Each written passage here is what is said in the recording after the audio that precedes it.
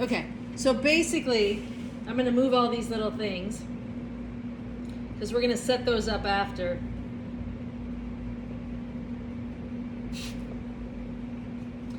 But the idea is to create a frame, like a picture frame. Now you can decorate the front side of it, and I'm not gonna tell you how to decorate that, but you can do sgraffito, you can do, any kind of thing. You can add things to it, all sorts of stuff. You could also stamp it, and I'm gonna talk a little bit about that when we're creating the other one. So I've prepared this one. So I'm gonna set it there for right now. Basically what you're gonna need, you're gonna need one square. I don't know can you see that? I'm putting it so there. I'll put it up here so you guys can see. So 9 3/4 by 9 3/4. No, 9.5, sorry. 9.5 by 9.5. So that's gonna be the outside of your frame. Now this one, 6 3/4. So 6 3/4 by 6 3/4. Now this one is going to shrink down to be your 6-inch 6 by 6 mirror. Okay, so that's what this represents, is the mirror that's actually going to fit in there. So I'm going to set that down there. This one is 5 3/4 by 5 3/4. Now what this represents is this is the hole that I've cut out of the middle of this piece. Okay, so the outside is 9.5 by 9.5. The inside, the first cut you're gonna make is this 5 3/4. I just gotta make sure I say it right. 5 3/4 by 5 3/4. So the other little square that you're gonna need is this one. I'm gonna hold it up there. So it's 1 1/8. Little square. So what I've done is I've created these particular measurements are specifically so that when we have our mirror, which is 6 by 6, for a 12% shrinkage rate, this is going to work with our clay, which is why I gave you guys the 60, the brown clay with the grog that we use. It shrinks at 12%. If you only have the other clay that we use, which is the B Mix 5, that shrinks at a higher rate, more like 14%, so you would just want to make it a little bit bigger, make these measurements just a little bit bigger. So like for this one, this is 6 3/4, I would go 7 inches. So just kind of as an example, like about maybe another 1/4 inch on everything. We can also do specifically work out the details of that. Now I used the shrink ruler, that's how I did this, to figure this out, right? So these are great, the shrink ruler. So it helped me kind of work the whole thing out. I'm not going to go over how I worked the whole thing out. So basically I'm just going to give you those specific measurements so that you can kind of make this particular thing. So the slab I rolled, I'm going to move these out of the way.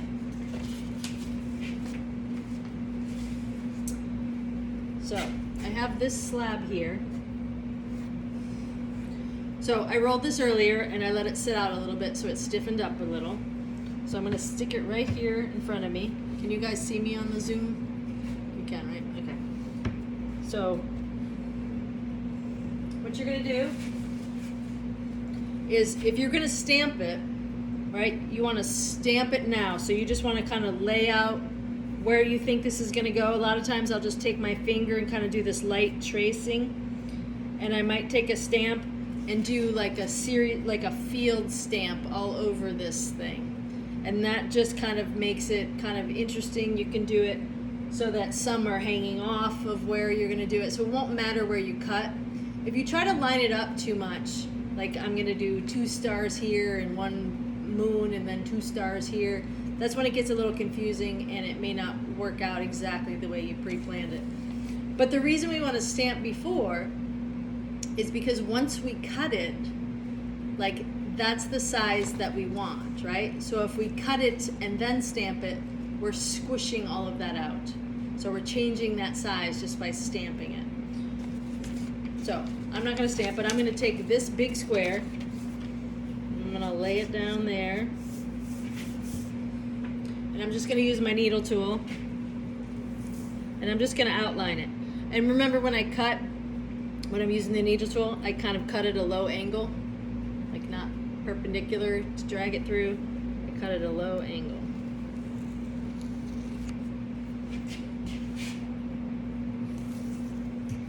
And when I cut, I try to cut all the way across just so I don't get it weird at the end. I don't slow down my hand and make it kind of peter out. I want a strong finish. Now these pieces, you can save them for other projects. You can make stamps out of them, all that kind of stuff. I'm not going to reuse them. So what I'm going to do is I'm just going to lay them on top of each other. I'm going to take a little spray bottle of water and I'm going to spray them. Because I want to re-wedge this stuff and I want to keep it workable. So you guys that are working at home, this is just kind of part of your clay maintenance. So that it, because if it dries out, then it just, you know, it's not of use to you. You have to recycle, go through the whole recycle process for it. So I'm going to set that over there. I'm just going to let that set until I'm finished. So now basically I have the square. Next cut I'm going to do is this one, the small one, the 5 3/4. I can never remember.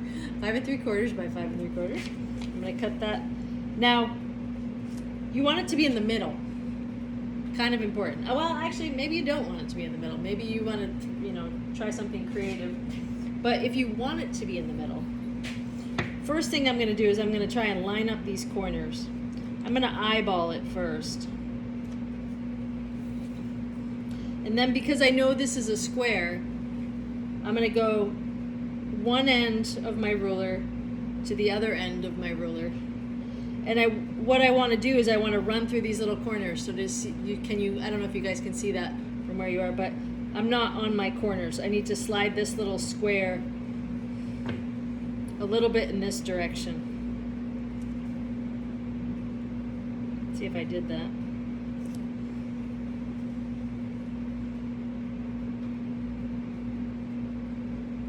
Yeah, much better. So I want to line that is lined up. The other thing I want to do is that since I'm using a ruler, I want to just double check this measurement. So this is about 2.5 inches right here on this side until I hit that corner. Same with this one. So that tells me it's pretty much right there, and I'm still square. And this one's doing the same thing. So that means I cut square, and that's a good sign that I did that right. All right. So I'm going to go ahead and cut. Now when you're cutting around the corners, you want to be careful because what I did here is I kind of went a little too far, and I don't want to do that. So I'm going to cut this. I'm going to make sure I stop right there.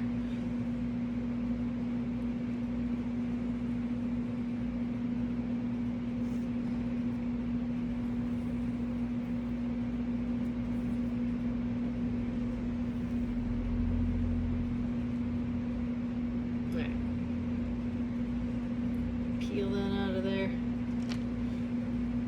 Alright, so I'm going to take this part out and I'm just going to stab this corner and kind of lift it out. Now I'm going to use this little slab. This is going to make a great little grid for these other little pieces that I have to make.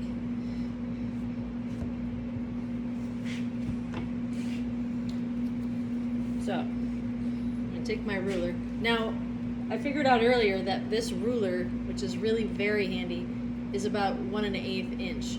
So this is my dimensions for cutting this. So can you see where I am? I can't tell if you guys can see me or not. So I need to move it over a little bit. Over maybe underneath the like sample square, we can see that area. How about that? Yeah, that's better. Here, I'll tell you what, I'll move that out of the way and I'll move this here. How's that? There. Is that better? A little bit towards the other side of the table, like away from us. Yeah, there. Aha, okay. Thank you. This other camera's like, what are they who's she talking to? Alright, so I'm just gonna cut 4 of these because this fits in here perfectly, which is more than I need.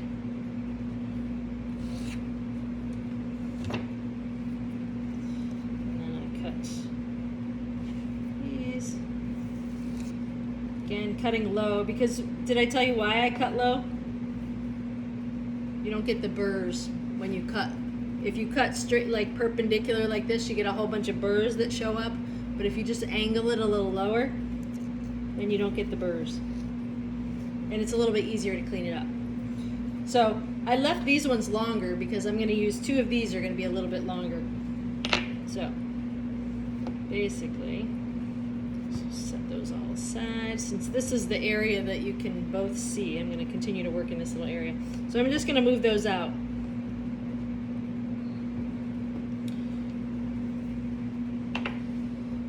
So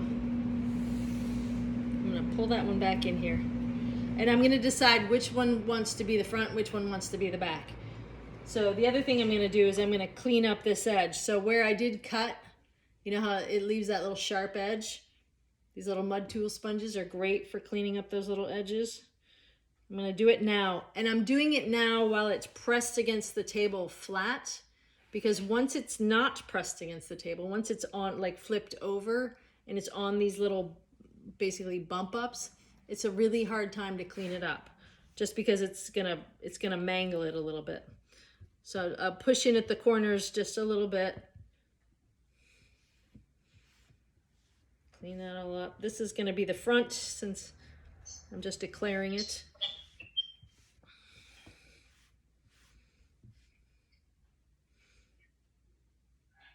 I'm gonna take good care of these little corners right in here, because that's where, if I'm gonna get any cracking, that might happen. So if I kind of go a little long on my cut, you know, like on this one, I went a little long, and so that's where it could crack and I'd have to repair that.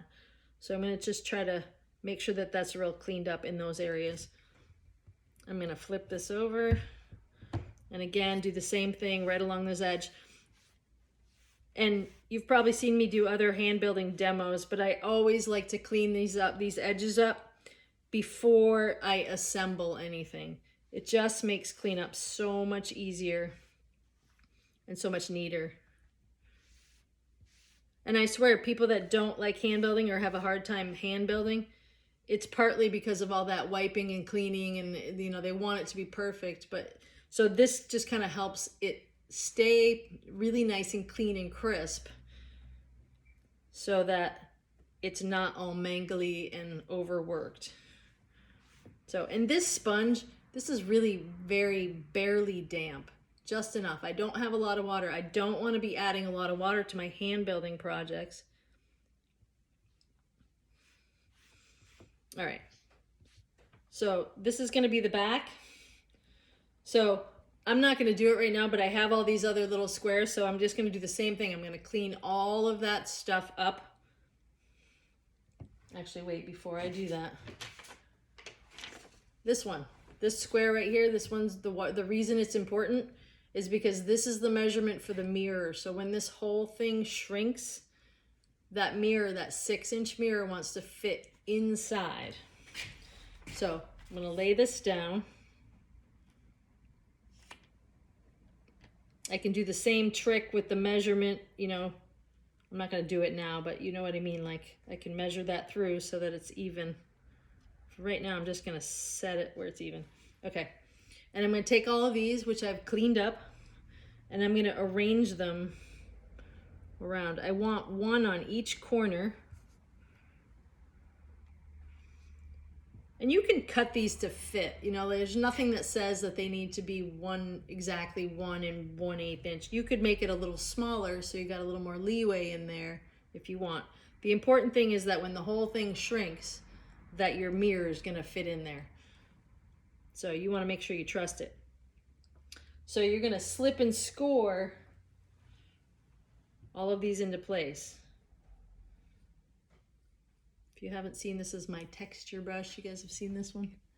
Love that tool. That was my first favorite tool. So it's nice because you can slip and score at the same time. So I'm gonna score both. So a lot of you already know this whole slipping and scoring thing. So I'm gonna go around, I'm gonna slip and score all of these into place. I'm not actually gonna do it right now, but that's what I would be doing. Now this one, so this is gonna be the top.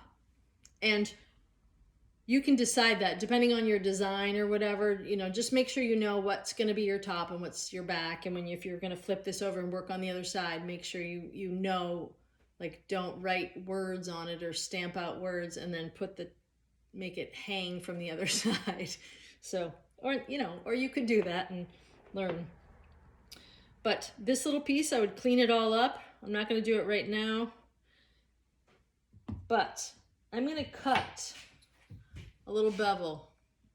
You know how we when we do other hand building things and I cut that little bevel?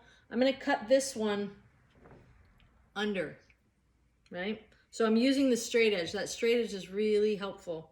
So I'm going to cut that and I'm going to cut under. Stick my thumb in there just to kind of stop it from stretching. All right. So then essentially, I'm just going to show you what I've got there. I've got a little bevel. I'll show you guys what I've got. Do you see that little undercut bevel there? Another important thing is to clean up this edge. I could let it dry a little bit. Right now it's got a little bit of burr going on in there. So I want to clean that all up.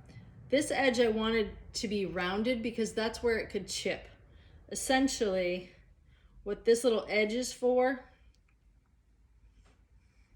is to make a little place for the nail to rest. You know how when you have those little like picture hangers or whatever, you've got the little nail, so you want the little nail to kind of fit right up under there. You know, it could be a little finishing nail or it could be two finishing nails, something. So then I'm gonna, once I clean that all up, I'm gonna slip and score and I'm gonna set that at the top, in the middle. Now the reason I have these little pieces, one is to give me enough room for the mirror to be glued on the back. And also I need to have, like, it needs to sit flush on the wall. So this kind of makes it flush. You can make these thicker. I wouldn't make them any thinner, but you could definitely make it thicker. Like if you felt like, oh, that's not enough of a ledge for a nail to get under, you could make that a little bit thicker and make that a little deeper ledge if you wanted to do that. All right, so slipping and scoring there. You're also going to slip and score pieces on this side.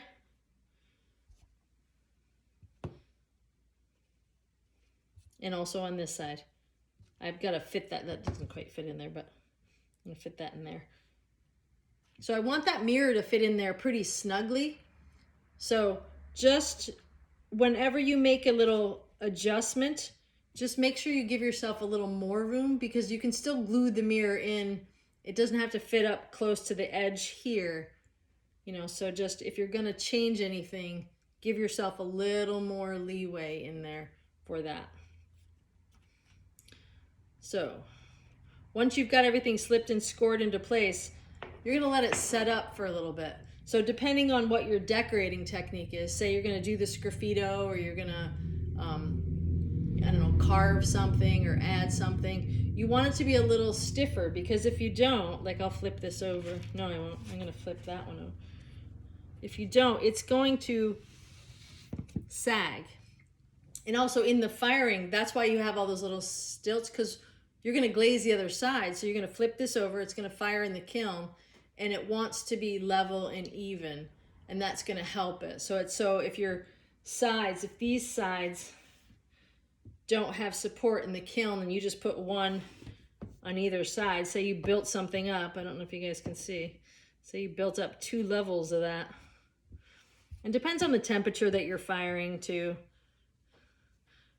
But you really want support under that edge, right? It's helpful to have it, whatever block or thickness you decide to go with that, just make sure it's even all the way around, you know? And then once it's stiff enough, that's when you can really do some decorative things on it. So like I said, you can do your glazing, you can do your carving. You just want to be really careful with it and don't stretch or mangle it. So this slab, you know, I don't know if you can see, like, see how it's still pretty bendable at this stage. So I definitely would let that sit up a little bit before I did too much more decorative stuff to it. So this is the kind of project where you know, like I threw this slab out earlier and then I left, and then I came back, and the table will actually absorb the moisture. If you guys are working on sheetrock or anything like that, so just, the air will dry it out too. But just remember that these corners, if you let it dry too long, too quick, too fast, or you put a fan on it, the corners are going to curl up, and you don't want to do that either. So you want to be really careful about that. So once you finish your project, you want to cover it up just real lightly and let it dry very slowly. So, you guys have any questions about that? No? How thick did you make your slab? This is about 1/4 of an inch thick. So, yeah. And like I said, you could make these little side edges, thicker. You could double that up. It will, I used the convenient little middle slab to make those little things, so it was all the same thickness, but it doesn't have to be the same thickness. What I would say not to do is to do that, like the balls underneath. Have you seen that? I feel like that's just asking for it. Those things always pop off for some reason. I'm always finding those things rolling around the kiln. So I wouldn't suggest doing that, unless you did like a whole line of them or something, which you could totally do, So, but think about how you're going to hang it. That little edge is how I like to hang a lot of things. It just makes it's really simple, very easy. I have also seen people use the little ridgy, they have those little metal hangers that you can buy. Sometimes they have little screws in them. So I've seen people use those and use like a really good solid glue to kind of hold those on. So that also works. I kind of am a fan of building it right into the clay piece so that it's not complicated, or it doesn't have an extra part that can fail or break, or glue can dry out or whatever. So as long as you're really slipping and scoring and making sure that those little pieces are in place, then you're in good shape. So, any other questions? No? You guys all have the brown clay? Yes. Yeah, pretty Yeah. much. Okay, cool. All right, I'm going to stop recording this because then I'll have to show another thing.